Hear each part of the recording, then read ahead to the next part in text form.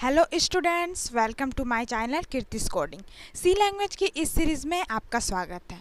Function वाले video lecture में आज हमको क्या सीखना है? आज हमको थर्ड पार्ट सीखना है, मतलब फंक्शन को डिफ़ाइन करने का थर्ड स्टेप सीखना है। तो आइए हम देखते हैं हमारे फंक्शन को डिफ़ाइन करने का थर्ड स्टेप क्या है।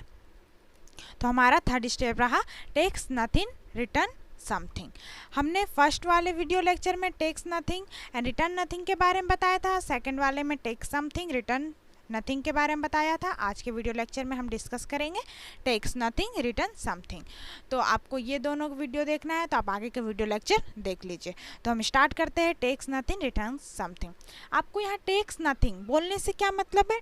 टेक्स कहाँ लेता है? टेक्स से अगर कोई भी वैल्यू हम लोग देते हैं तो वो हम लोग टेक्स जहाँ पर लेता है वो हम लोग पैरेंथेसिस के अंदर लेते हैं। जैसे टेक्स समथिंग में हमने समझा था। टेक्स समथिंग में क्या एग्जांपल था? हमने इंट वेरिएबल लिया था जो कि पैरेंथेसिस के अंदर लिखा हुआ था, तो यानी वो टेक्स समथिंग नेचर का था। हमने जब डिक्लेयर किया था तब आपका वॉइड आपका लिखा था void then add function, then उसके बाद हमने इंट टाइप लिया था क्योंकि हमारा टेक समथिंग था। बट यह टेक समथिंग नेचर का नहीं है, ये टेक नथिंग नेचर का है।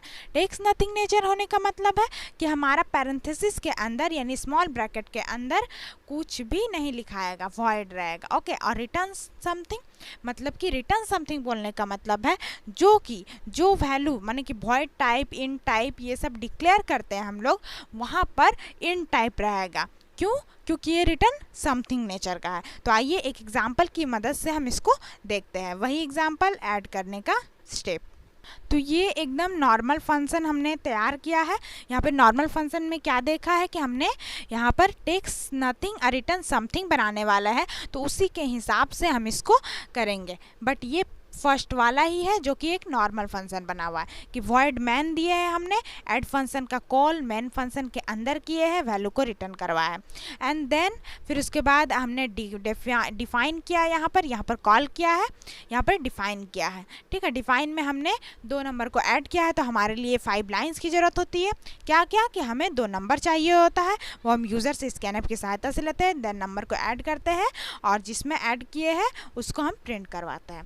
बट ये हमारा कौन सा नेचर है? ये हमारा टेक्स नथिंग नेचर का है। तो हम देखते हैं टेक्स नथिंग नेचर में यानी पैरेंथेसिस, यहाँ पर इसके अंदर मेरा कुछ नहीं लिखा हुआ है यानी ये, और यहाँ पर भी ऐड पैरेंथेसिस के अंदर कुछ भी नहीं लिखा हुआ है, यानी ये टेक्स नथिंग नेचर का बन चुका है। ठीक है, ये टेक्स नथिंग नेचर का मेरा बन चुका है। बट मेरा रिटर्न समथिंग है। रिटर्न समथिंग बोलने का मतलब क्या हम लोग देखते हैं।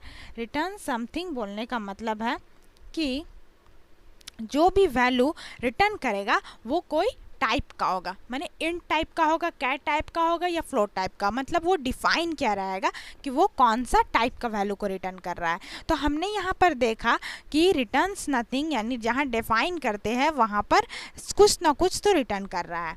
ठीक है, रिटर्न करने का मतलब ये वाला हो जाता है मेरा इंट टाइप का। ओके, क्योंकि ये वैल्यू रिटर्न कर रहा है।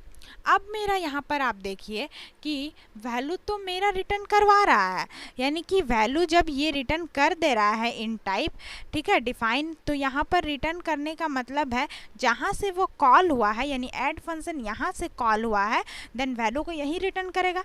तो यहाँ प्रिंट कराने का कोई मतलब नहीं है, यानी कि हमको प्रिंट कहाँ करवाना पड़ेगा? यहाँ से प्रिंट हटा करके हमको मेन फंक्शन के अंदर प्रिंट करवाना पड़ेगा। क्यों ऐसा? क्योंकि वैल्यू को ये मेन के अंदर रिटर्न कर रहा है, तो यहाँ पर हमको प्रिंट एफ की सहायता से वैल्यू को रिटर्न करवाना पड़ेगा। बट और एक क्वेश्चन कि यहाँ पर मैंने सी वैल्यू यहाँ पर रिटर्न किया है, सी में वैल्यू स्टोर करके a प्लस बी का सम जो यूज़र से हम लोग ले रहे हैं वो टेक्स नथिंग नेचर का यानी यूज़र वैल्यू देगा। ओके, ये कुछ अपने से वैल्यू नहीं ले रहा है, ये यूज़र जो वैल्यू देगा वही को ऐड करेगा। तो टेक्स नथिंग तो हो गया, सी में स्टोर भी कर दिए हम ऐड करके, बट वो स्टोर किया हुआ सी में वो तो रिटर्न नेचर का, यानी फर्स्ट एग्जांपल हम रिटर्न समथिंग नेचर का पढ़ रहे हैं, माने कोई ना कोई वैल्यू वो रिटर्न कर रहा है। बट रिटर्न करेगा तो वो मेन फंक्शन को रिटर्न करेगा क्योंकि मेन फंक्शन ही ऐड को कॉल किया था। तो मेन फंक्शन जब रिटर्न करेगा मेन फंक्शन में तो वहाँ भी तो कुछ स्टोर करना चाहिए, तभी ना वैल्यू स्टोर होगा। तो वहाँ पर हम एक वेरिएबल मान लेते हैं जिसमें मेरा एस नाम का वेरिएबल सम नाम का, जिसमें मेरा वैल्यू स्टोर होगा। ठीक है। अब स्टोर तो हो गया, तो अब ये सोचिए कि हम यहाँ पर जो printf लिखेंगे, printf यानी वैल्यू को यानी ऐड को, जो हमें ऐड फंक्शन ने ऐड करके नहीं, वैल्यू को हमें रिटर्न किया है। ओके, तो वो वैल्यू को जो हमें रिटर्न किया है वो हम printf में क्या हम लिखेंगे, मतलब वहाँ पर क्या प्रिंट करवाएंगे, s प्रिंट करवाएंगे या c प्रिंट करवाएंगे, आप ये सोचिए। ठीक है, आप थोड़ी देर वीडियो को पॉज कीजिए और सोचिए। तो आपने सोच लिया, तो हम ये जानते हैं कि जो वैल्यू लिखा रहता है हमारा जिस डिक्लेरेशन में, वही वैल्यू को हम प्रिंट करा सकते हैं और वैल्यू को प्रिंट नहीं करा सकते हैं। तो हमने ऐड फंक्शन में s में वैल्यू को स्टोर कर लिया है, तो यानी s को ही हमको प्रिंट कराना है, यानी %d, s।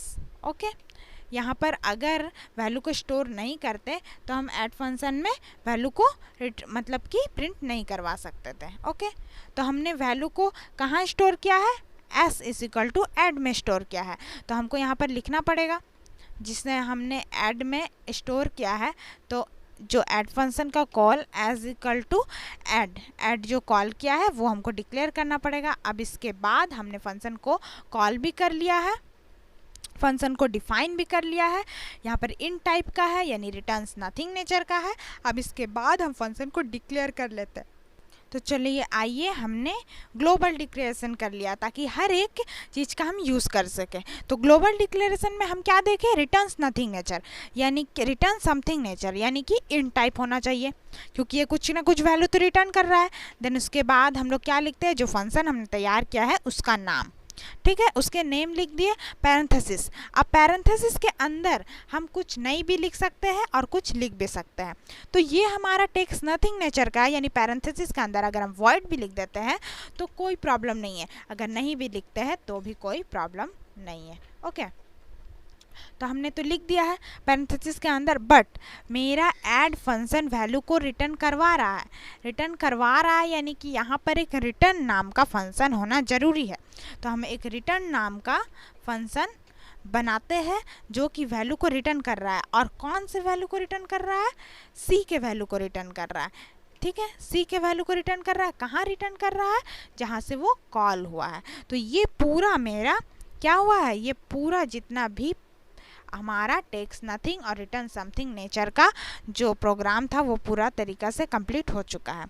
तो इस प्रोग्राम को हम एक बार कंपाइल और रन करके देखते हैं। ओके, तो हमारा प्रोग्राम कंपाइल हुआ एंड देन रन हुआ। तो प्रोग्राम को कंपाइल रन करने के बाद देखिए हमारा इंटर 2 नंबर्स, 2 नंबर्स मांग रहे हैं, तो 4 and 5 हम 4 and 54 2 नंबर्स हम इंटर किए। अब उसके बाद एंटर, देखिए 58 हमारा सम आ चुका है 58। तो सम 58 हमारा आ चुका है।